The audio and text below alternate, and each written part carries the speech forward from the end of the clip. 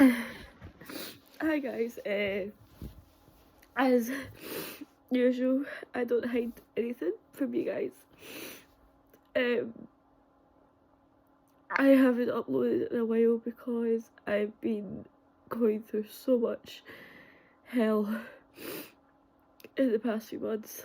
I've had an abusive relationship, I'm pregnant, my mum died. It's been one thing after the other since November. And I suppose this video I'm going to be talking about that relationship because there's talks at the moment because I am actively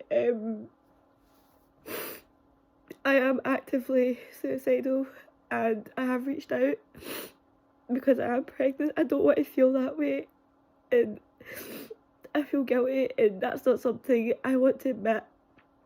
But let's be honest, there's mums out there who probably feel the same way, and they probably feel guilty like I do. And I just want to make sure that people know that although it's not normal, it's not like you're the only person feeling that, to just not feel so alone in that feeling. But yeah, so I reached out for help. If you've watched my videos before, you'll know that I go all over the place. I reached out for help, and my worker contacted my psychiatrist, who contacted the CPN, and I'm getting assessed in the morning. I was getting asked if I think I have to be sectioned, hence why I'm doing this video now, because I don't know what's going to happen. I don't know what's going to happen in the future at all. So I just want to make sure that I get this out there, because I can't not get this situation out there. So this person, I dated them last year. We went on holiday together, and he was in the entertainment area watching our drinks while I went for a vape. And this random boy who looked about like 14 said that I looked like a 2, which I personally found hilarious. So I messaged my partner at the time, and I was like, apparently I look like a 2 with a laughing face. And he came storming out, shoulders going, ready to fight this person. And I had to like chest barge him to get him back in the door. And then because he wouldn't stop shouting and swearing when there was kids around, I was like, right, no, if you're not going to pull yourself together, we're leaving and I'm going back to the caravan, because I'm not sitting here with someone that can't hold themselves together in front of children. It's not happening. So on the way back to the caravan, he was ranting and raving about how it was a waste of time going and whatever else, but he was making like snide comments towards me, but he wasn't doing anything that at the time I viewed as abusive. But when I look back on it, it's whether it was his intentions or not, I don't believe it was, but whether it was or not, there was definitely intimidation factors there. And then fast forward to late December, we got back in contact, and he was saying to me about how he thought about everything and that he regrets how we ended and things. So we ended up sleeping together and getting back together and stuff. And my mum went into hospital on the 24th of December. She was in the hospital until the 31st of January. And during that whole time, I was getting a lot of crap off my partner. I was getting accused of cheating. There was messages I found on my phone that he's accused me of being cheating, and it was me and a friend on Instagram back in August of me calling him love like I do. If you're a friend of mine, you'll know I call everyone love. It's a constant word in all my messages. I don't just throw it out there to chat someone up. I call every single person love. And on that, there was an image sent in like a thing where you can't like replay it and you can't see it, and he messaged me after that apologising for my mum, so I have no idea what it was that I said, and obviously I don't remember because it was so long ago.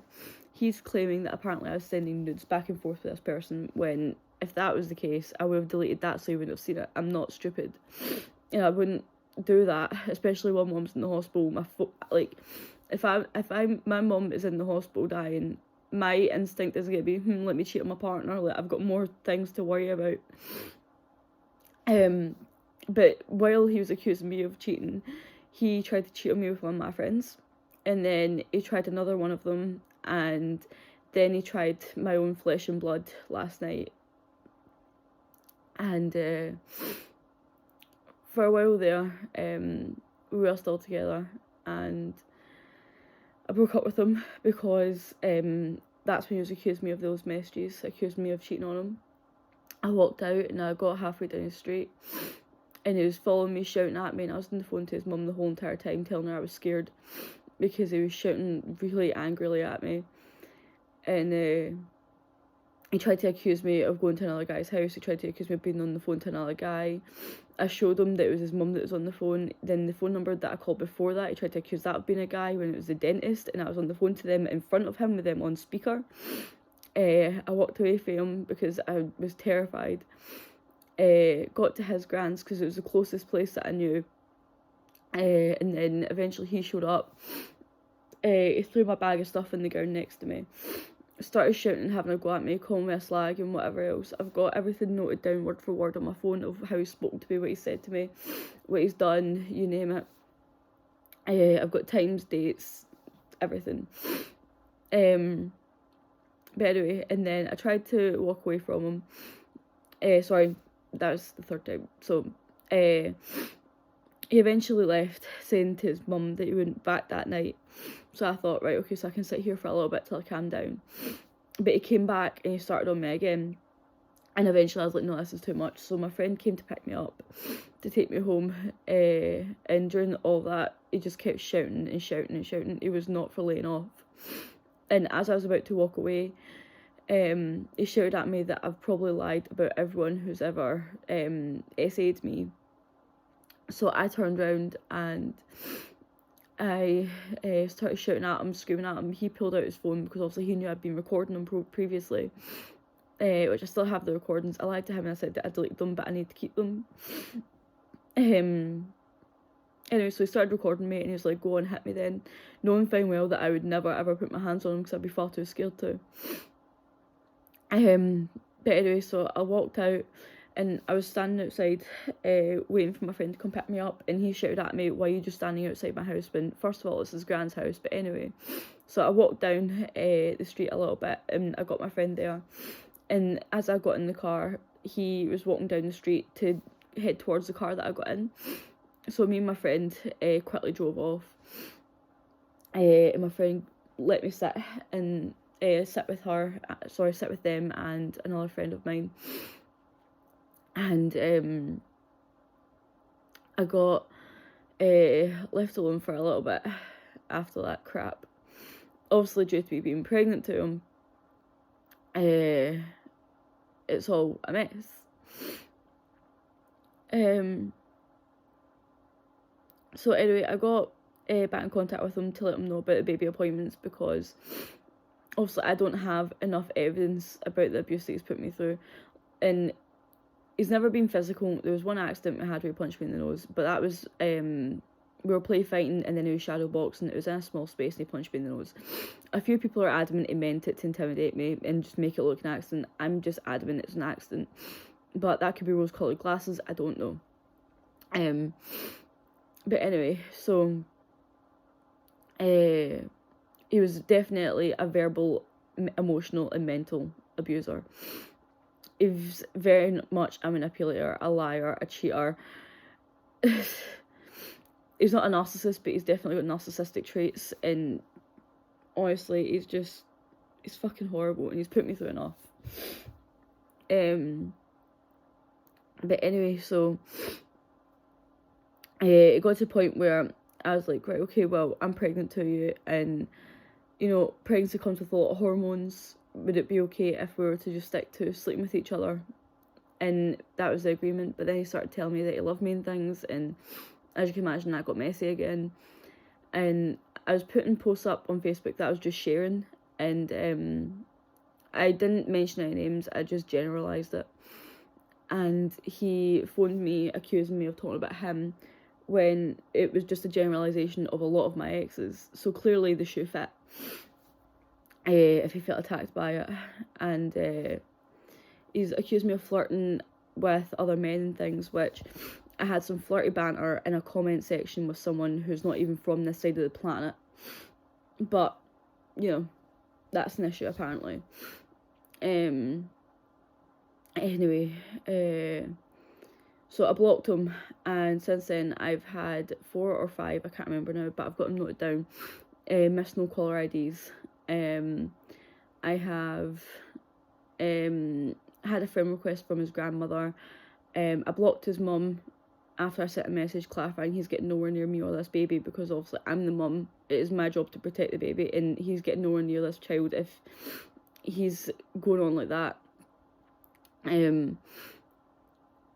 There's so many things about him that I wish I could talk about, that I wish I could show the evidence that I've got of what he's done, but obviously legal wise I can't, because that would involve his name and his voice and things like that.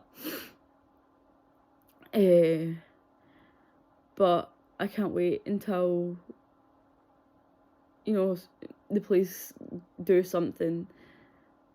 Like, the issue is, he's been, so that's another thing, I got a Clears Law on him, and I can't discuss obviously what was in it, but he has been previously reported and charged for abusing 2 other ex-girlfriends. And obviously I only found this out semi-recently, I didn't know this when I was with him. So, I mean, it's not like people can say I'm lying if he's been charged with this crap before. I can discuss that part due to the fact that he told me himself that he's been charged with stalking, but the story he told me didn't sound that bad compared to what the actual story was. Yeah, I'm not gonna lie, actually I'm struggling with this a lot more than what I thought, so I'm gonna go for a cigarette. But basically the story is, if you are pregnant to an abuser, get the hell out of there. I tried to rationalise it by saying, oh, it's for me, my baby's safety and stuff. It wasn't. I thought it was at the time, but when I think back to it, it was just the fact that I struggled too hard to let go. Get the hell out of there. Contact Women's Aid, contact social work. I don't care who you contact, is contact someone to get you the fuck out of there.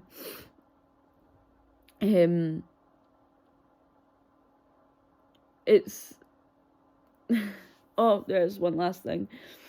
I found out last night that while I was pregnant and sitting next to him, and he was telling me that he loved me and that he wants to make it work because he wants to be a happy family and things, that during all of that he's been fantasizing about a lassie in my family, and that he's found her sexy and attractive and he can't wait to see her drill on his you know what and whatever else.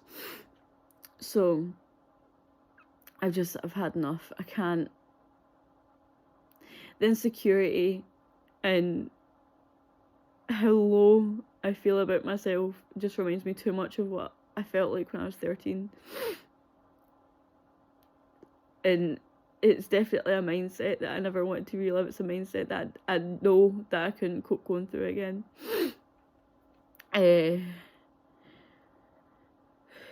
But yeah, I thought I'd make this video just in case anything does happen to me, so that my friends, my close friends know who I'm talking about, and if anything does happen to me, at least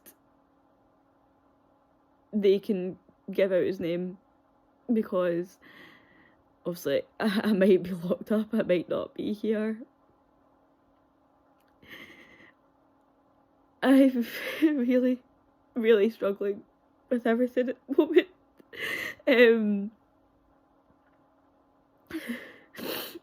But anyway, I'm going to jump off here so I can go get a cigarette and calm down. But please look after yourselves and if you're struggling, go get the help.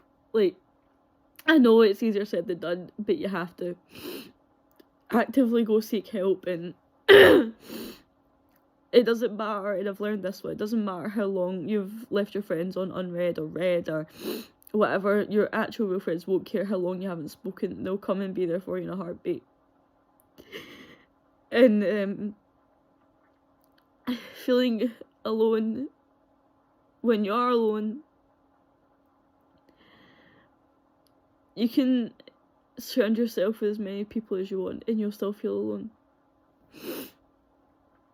But contacting people who can distract your mind away from it, even if it's for an hour, is better than sitting there feeling like that for ages by yourself. Because that's pretty much what I'm going to be doing tonight. Is sit here alone and scared and you get the gist. Anyway, just please look after yourselves, guys, and take it easy and be careful for the love of God. So I love all of you, and I'll see you in the next video if I get to make one.